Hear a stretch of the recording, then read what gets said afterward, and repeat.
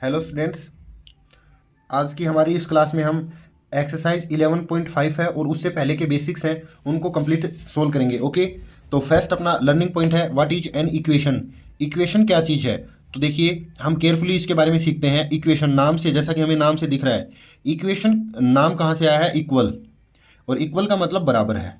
Okay, तो बराबर करना, इक्वल का मतलब बराबर करना। तो देखिए, सबसे पहले मैं आपको एक एग्जांपल देता हूँ। हम सब ने क्या है कि घर पे जो वेटमेंट होता है, तुला या तखड़ी बोलते हैं, वो वाली चीज़ देखी होगी आपने। ये उसके अंदर एक सुई होती है। ओके, और ये जो है इसके दो पलड़े होते हैं ऐसे, ये दो पलड़े होते हैं।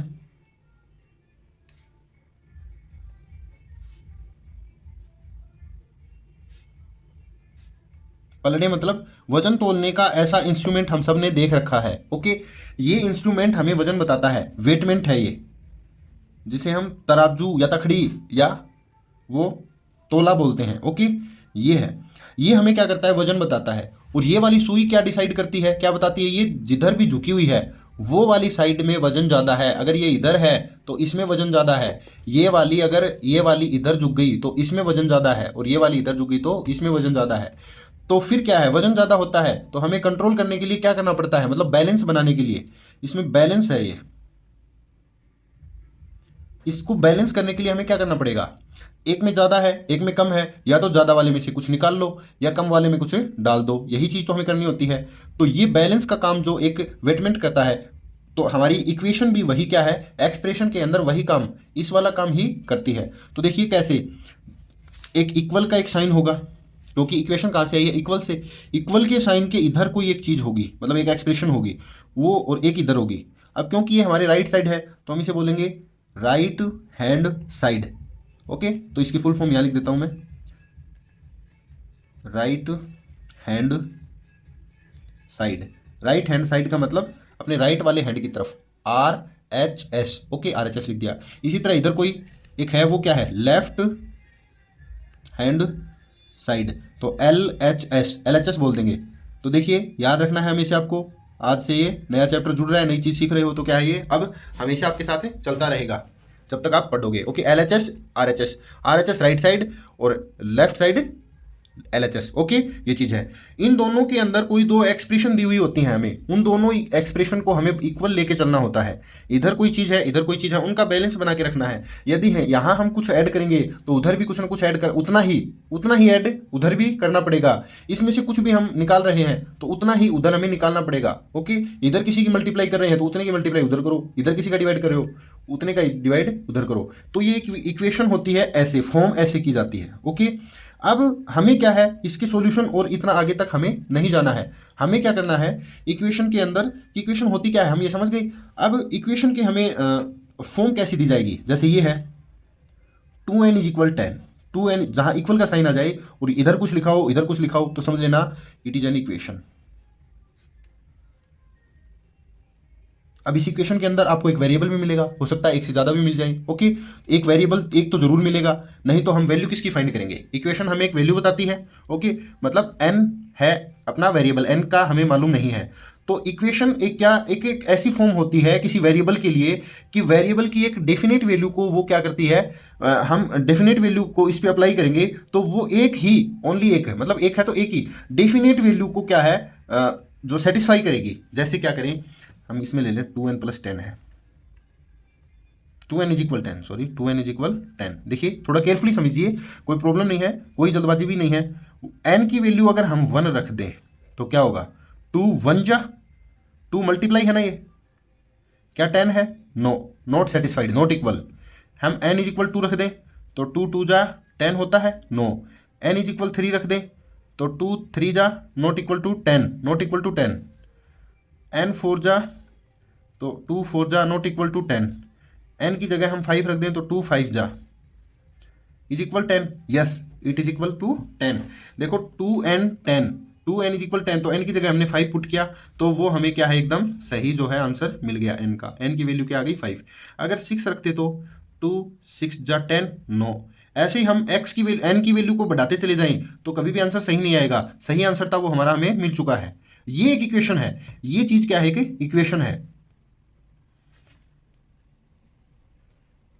ये एक इक्वेशन है। ओके, इक्वेशन एक स्टेटमेंट होती है, स्टेटमेंट के अंदर इक्वल के साइन का यूज किया जाता है, जिसमें RHS और LHS दो साइड्स होती हैं, बीच में इक्वल का साइन होता है, जो हमेशा बैलेंस रहती हैं। ओके, ये एक अपनी इक्वेशन होती है। अब हम देखेंगे सॉल्यूशन ऑफ एन इक्वेशन हम सोल्व कैसे करें। वैसे तो यही है फॉर्मूला, आपके लिए तो सिर्फ यही फॉर्मेशन है, बट हम आगे आगे देखेंगे कैसे इक्वेशन को सोल्व किया जाएगा। ओके,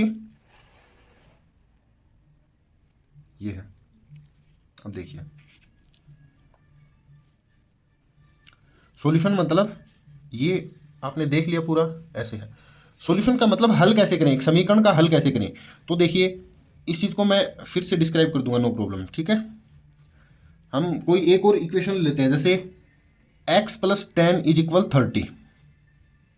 ओके, तो अब आप एक बात बताइए, x की जगह हम क्या पुट करें कि ये सेटिस्फाई हो जाए। देखिए x की जगह अगर मैं 1 रखता हूँ, हम x की जगह 1 रख लेंगे, 2 रख लेंगे, 5 रख लें, 10 रख लें, ठीक है, 12 रख लें, 15 रख लें, 18 रख लें, कुछ भी रख लो, 20 रख लें, 21 रख लें, 30 रख लें। हम x की अलग अलग वैल्यू हम क्या है पुट करेंगे तो इसको कोई ना कोई ऐसी वैल्यू हमें जरूर मिलेगी जो इसको सेटिस्फाई कर देगी, तो वही इस इक्वेशन का क्या है, सॉल्यूशन होगा। ओके, तो देखिए हम 1 रखें तो 1 + 10 = 30, no 11 is not equal to 30। 2 plus यहाँ 2 रख दें तो 2 + 10 = 30, नो नॉट। 5 रख दें तो 5 + 10 = नॉट 30, क्योंकि 15 ही बने। ऐसे हम करते चले जाए तो क्या मिलेगा हमें, 20 + 10 = 30। Yes, this is our solution. ये भी रॉन्ग आएगा, ये भी रॉन्ग, ये भी रॉन्ग, ये सारे रॉन्ग मिलेंगे हमें, ये आंसर मिलेगा। सो आवर सॉल्यूशन इज, फिर दिखाई नहीं देगा, एक मिनट ऊपर कर। Our solution is x = 20। x ने किस वैल्यू को एक्सेप्ट किया है, ओनली 20 को। कब, जब ये सेटिस्फाई हो रहा है हमारा सिस्टम।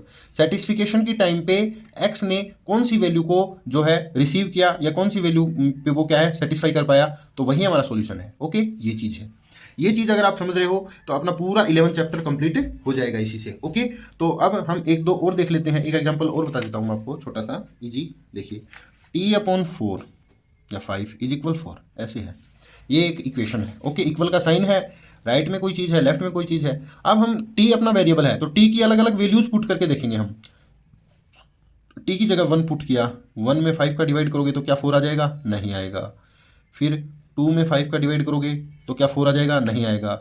फिर ऐसे हम t की जगह कुछ ना कुछ वैल्यू ले रहे हैं, ये राउंड लगा रहा हूँ तो मैं, तो 5 का डिवाइड करें तो 5 से छोटा लेने में तो कोई फर्क नहीं, फायदा नहीं है। 5 में 5 का डिवाइड करेंगे तो इक्वल टू क्या है, 4 आ जाएगा, नो। तो t की वैल्यू 5 भी नहीं है, ये भी नहीं है, ये भी नहीं है, ये भी नहीं है, ऐसे हम चलते चले गए। तो 10 में 5 का डिवाइड करें = 4 हो जाएगा, तो ये भी नहीं है। अब 11, 12, 13 इनमें तो जाता ही नहीं है, 15 में जाएगा। 15 में 5 का डिवाइड करें तो क्या 4 आ जाएगा, तो हम कहेंगे नहीं आएगा, बिल्कुल भी नहीं आएगा। हम 20 लेके देखते हैं, 20 में अगर हम 5 का डिवाइड करें तो क्या 4 आता है, यस बिल्कुल आता है, 100% ही आता है।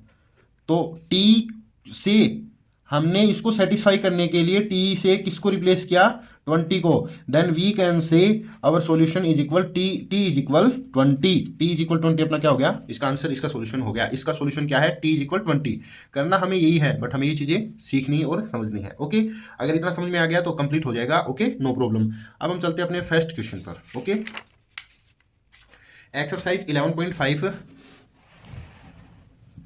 Question number 1। सो देखिए,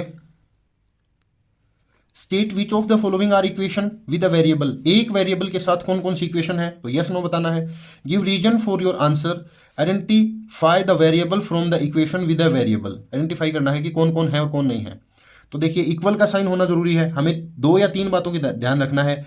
इक्वल का साइन होना चाहिए जरूर, इक्वल के एक साइड LHS और एक साइड RHS होनी चाहिए। दूसरी बात, वेरिएबल जरूर आया हुआ होना चाहिए, मतलब इंग्लिश वाला लेटर तो जरूर ही चाहिए उसमें। ओके, ये चीज़ है। और उसके बाद हमें क्या देखना है, इनइक्वलिटीज ना हो, less than, greater than, less than, equal, greater, ये चीज़ें नहीं होनी चाहिए। ओके, और वेरिएबल गायब नहीं होना चाहिए, होना ही चाहिए। ओके, ये चीज़ है।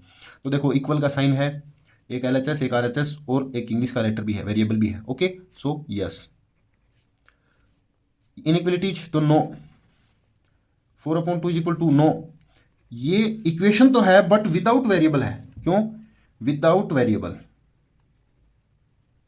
वेरिएबल है ही नहीं तो फिर इक्वेशन कैसे बनेगी। विदाउट वेरिएबल, इक्वल का साइन भी है, RHS भी है, LHS भी है, but there is no variable. अब ये देखिए ई पार्ट, RHS LHS और X भी है, तो यस LHS RHS, चाहे RHS में 0 ही क्यों ना हो, बट है तो सरीन है ना, तो क्या है, यस। इनइक्वलिटीज, ये इक्वेशन नहीं है, क्या है, लेस देन ग्रेटर देन है, तो नो, अस्मिका है, ये समीकरण नहीं है। 2n + 1 11, वेरिएबल भी है, साइन भी है, RHS भी है, LHS भी है, तो यस। कोई वेरिएबल नहीं है, नो। वेरिएबल भी है, इक्वल का साइन भी है, LHS भी है, RHS भी है, तो यस। इक्वल का साइन, वेरिएबल दोनों side, yes. Variable but not equal, equal नहीं है तो नो। ओके, ये अपने हो गई L तक, ठीक है। अब मैं आगे, ये भी नो, क्योंकि इक्वल का साइन नहीं है, इक्वल का साइन है बट वेरिएबल गायब, तो नो। ओके, वेरिएबल भी है, इक्वल भी है, लेफ्ट राइट भी है, तो यस। ओके ओके, तो ये कौन से वेरिएबल के साथ है, with variable x y z. आप वेरिएबल के नाम देन के लिख सकते हो। देखो इसमें यस आया है फर्स्ट के ए पार्ट में, तो इक्वेशन विथ वेरिएबल एक्स,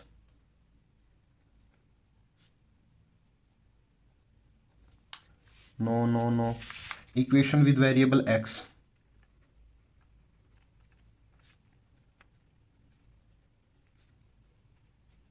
मैं राइट कर लेता हूँ, इसका हम सभी का राइट कर देंगे ऐसे। यस है तो equation with variable X, equation with variable X. N है तो equation with variable N. No है, यस आया है तो पी आया है तो इक्वेशन विद वेरिएबल पी।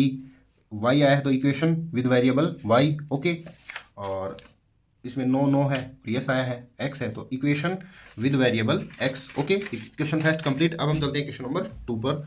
तो क्वेश्चन नंबर 2 देखेंगे केयरफुली। पहले तो है क्या इसमें, complete the entries in the third column of the table. Table की first column, second column, third column, ऐसे एक टेबल है।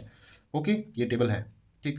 तो इसमें क्या है, थर्ड कॉलम की एंट्री को कंप्लीट करोगे आप, तो हमें ये कंप्लीट क्या करना है, यस और नो। सेटिस्फाई है तो यस, नहीं तो नो, यही हमें इसमें फिट करना है। ओके, फर्स्ट देखिए, tan y = 80, tan y = 80, y की जगह tan रखते हैं, यहाँ tan रख दें, हम यहाँ tan रखते हैं, तो tan जा 80 होता है क्या, तो नो नो, यहाँ मैं इसके आगे ही कर दूंगा इसको। ओके, ताकि क्या है समझने में प्रॉब्लम नहीं है। अब मैं y की जगह 8 रख दूंगा, तो tan 8 जा 80, तो यस सही है। अब y की जगह 5 रख दूं, तो tan 5 जा 80, नो। tan × 5, यहाँ 5 आ जाए और ये मल्टीप्लाई में tan 5 जा 80, तो नो। 4l = 20, तो l की जगह हम 20 लिख दें, तो 420, 4 × 20, 24 जा या 420 जा, 20 होता है क्या, नो। 4l की जगह हम 80 रखेंगे अब, तो 4 × l, तो 4 × 80, 80 की 4 में मल्टीप्लाई करें, 80 की 4 × 80 20 होता है, नो।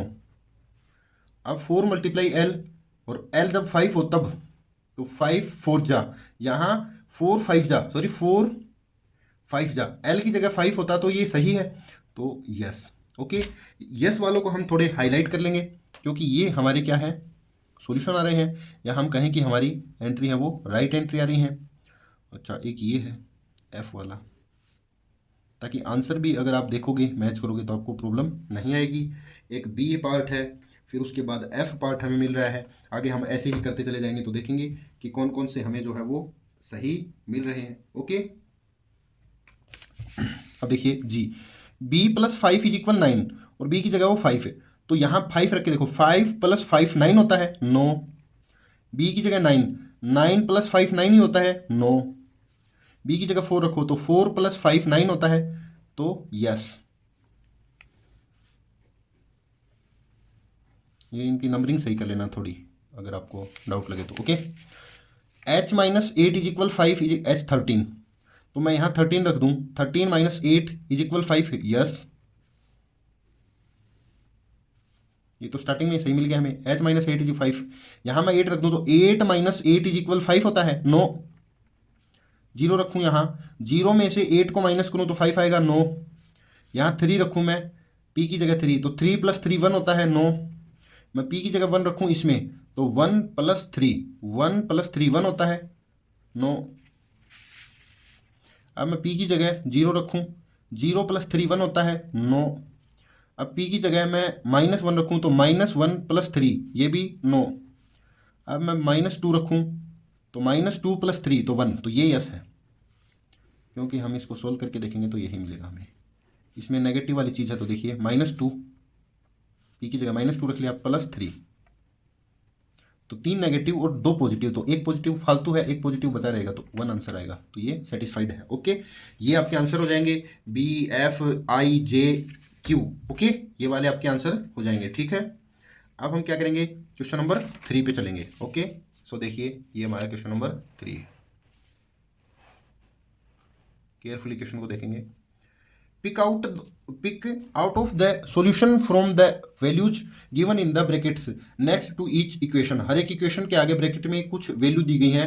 राइट जो आपको सॉल्यूशन लग रहा है उसका सॉल्यूशन कौन सा है उसको पिक कीजिए, so that other values do not satisfy the equation. और ये भी बताइए कि और सभी सेटिस्फाई नहीं कर रहे। ओके, तो देखिए 5 के अंदर क्या मल्टीप्लाई करें कि 60 आ जाए, तो 5 12 जा 60 होता है, तो 12 हमारी राइट आंसर है। ओके, बाकी ये सारे गलत हैं।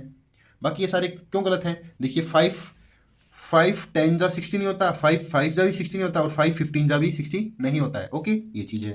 अब हम n की जगह इनमें से क्या पुट करें, तो यहाँ समझेंगे n में 12 ऐड कर दें। किस में 12 ऐड करें कि 20 आंसर आए, तो हम किस में ऐड करें, सीधी सी बात है 8 के अंदर 12 ऐड करेंगे तभी तो 20 बनेगा, तो n की वैल्यू कौन होगी 8। ओके, ये है, मैं राइट का निशान लगा रहा हूँ। आप यहाँ पर 20 12 0 ये सब रखोगे तो आंसर गलत आएंगे, ऑब्वियस सी बात है। ओके, ये चीज़ है। अब इसके बाद देखिए किस में से 5 को माइनस करें कि 5 ही बचे, तो 10 में से 5 को माइनस करो, तो p की जगह 10 आना चाहिए, तो 10 आंसर है। ये तीनों गलत है। ओके, ये है। हम किस में 2 का डिवाइड करें कि हमारा आंसर 7 आए, किसके अंदर 2 का डिवाइड करें कि 7 आंसर आए, तो 14 में 2 का डिवाइड करो, तो 14 हमारा आंसर हो जाएगा। ओके, ये चीज़ है। हम r में से क्या 4 माइनस करें कि 0 आए, तो किस में से 4 को माइनस करें कि 0 ही आए, तो 4 में से ही 4 को माइनस करेंगे तब 0 आएगा, तो 4 आएगा इसका आंसर। ओके, अब हम किस में 4 ऐड करें कि 2 आंसर आ जाए, किस में 4 ऐड करें, ये तो थोड़ी कन्फ्यूजन वाली चीज़ होगी। तो किस में ऐड करोगे, -2 में 4 ऐड करोगे तब आप 2 पे पहुंचोगे। नंबर लाइन का कंसेप्ट याद करो, 1 0 2 3 4। ओके, -1 -2 -3, आप 4 ऐड करके 2 पे पहुंचना है, यहाँ पहुंचना है। किस में 4 ऐड करोगे, तो इससे 4 स्टेप्स पीछे चले जाओ, 1 2 3 4, इसके अंदर -2 में यहाँ पे 4 ऐड करोगे तब 2 पे पहुंचोगे, तो ये वाला आंसर है। ये वाला अगर कंफ्यूजन है तो चैप्टर होल नंबर पे जाओ और उसको क्लियर देखो और समझो। ओके, ये अपना क्वेश्चन नंबर 3 कंप्लीट हो गया। अब हम चलते हैं क्वेश्चन नंबर 4 पे। Complete the table and by inspection of the table find the solution to the equation m + 10 = 16। m + 10 = 16, ये अपनी क्या है, इक्वेशन है। ओके, m1 हो तब क्या होगा m + 10, m2 हो तब क्या होगा, तो देखिए कितने ईजी है। m1 हो तब m + 10 क्या होगा, मतलब m1 हो तब की बात हो रही है, तो 1 + 10 11। m जब 2 हो तो 2 + 10 12। जब m3 होता है तो 13, m4 है तो 14, m5 है तो 15 16 17 18 19 20 एज सो ऑन, ऐसे ही आंसर आते चले जाएंगे। तो ये क्या है, अपना हो गया। अब आप बताइए m + 10 16 कब आया, हमारा आंसर 16 कब आया, जब m6 था, तो m का आंसर m + 10 का आंसर 16 मिला हमें, कब मिला, जब m6 था, तो इसका आंसर हो गया m = 6। ओके, ये चीज़ देखनी है हमें, कितनी ईजी है। नेक्स्ट देखिए t और 5t, यहाँ t आ रहा है तो यहाँ उसका 5 गुना आ रहा है 5t, तो 3 का 5 गुना क्या आएगा 15। क्यों, क्योंकि इस 3 को अगर हम यहाँ रख के देखें तो 5 3 जा और 4 5 4 जा, मतलब t का 5 गुना नीचे लिखना है 5t, तो 3 का 5 गुना और 4 का 5 जा 20, 5 5 जा 25, 6 5 जा 30, 7 5 जा 8 5 जा 9 5 जा 10 5 जा 11 5 जा। ओके, एक मैंने एक राइम बना दी इसको। ओके, लिख दिया। अब 5t = 35 आ रहा है, 35 कब मिला हमें, 35 यहाँ मिला, कब, जब हमारा t क्या था, t 7 था, क्योंकि यहाँ 7 रखेंगे तभी तो 35 आएगा, 5 7 जा। ओके, तो वो t सॉल्यूशन है, हम इस टेबल से भी सॉल्यूशन निकाल रहे हैं। ओके, ये चीज़ है। अब हम चलते हैं नेक्स्ट उसके सी पार्ट पर।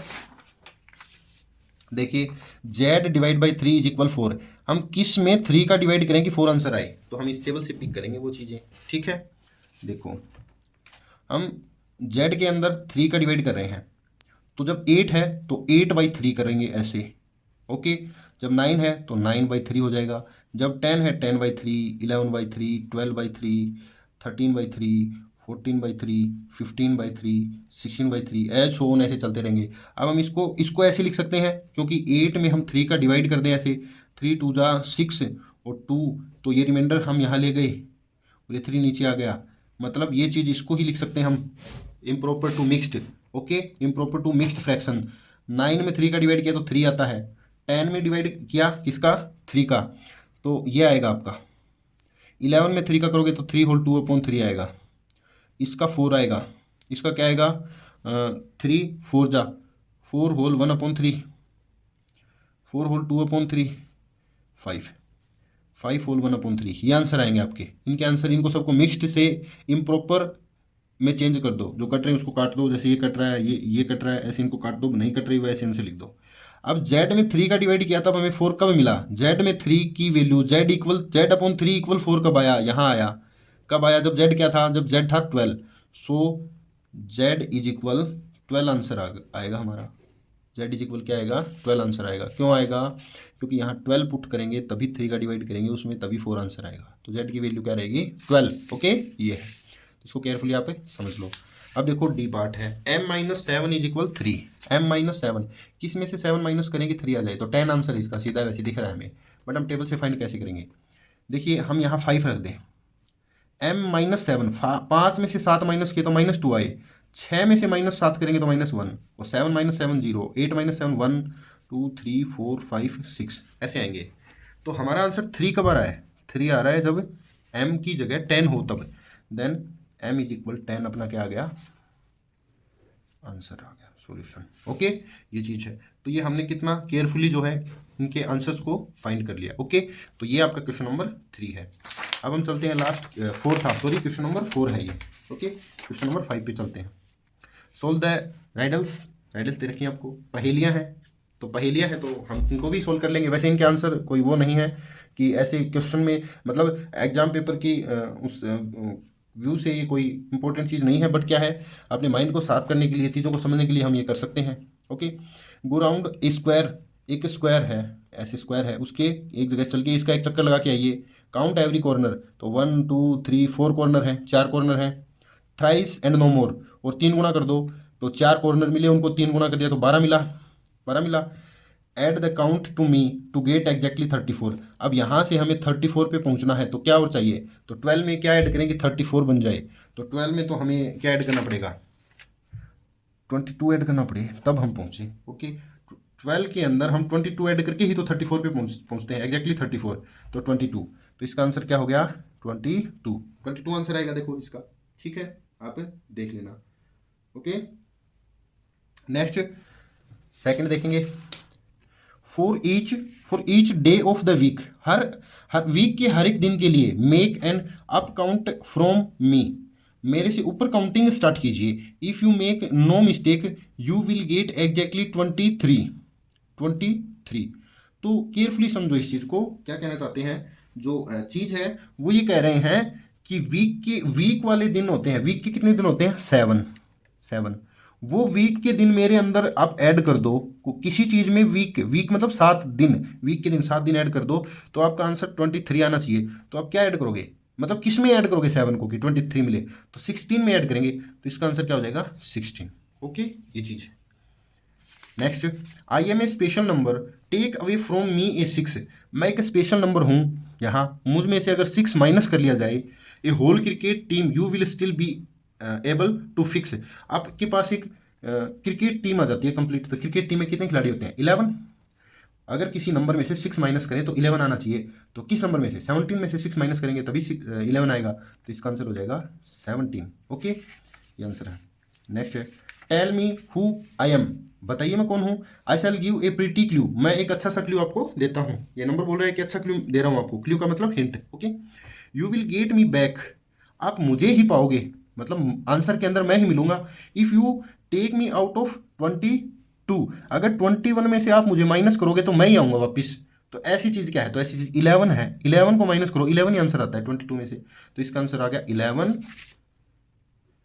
थर्ड का है 17, 16 और ए है 22, ये आंसर रहेंगे। ओके, तो ये राइडल्स को हमने सॉल्व कर लिया है, पजल्स को। ओके, तो ये हमारा क्वेश्चन 5 था।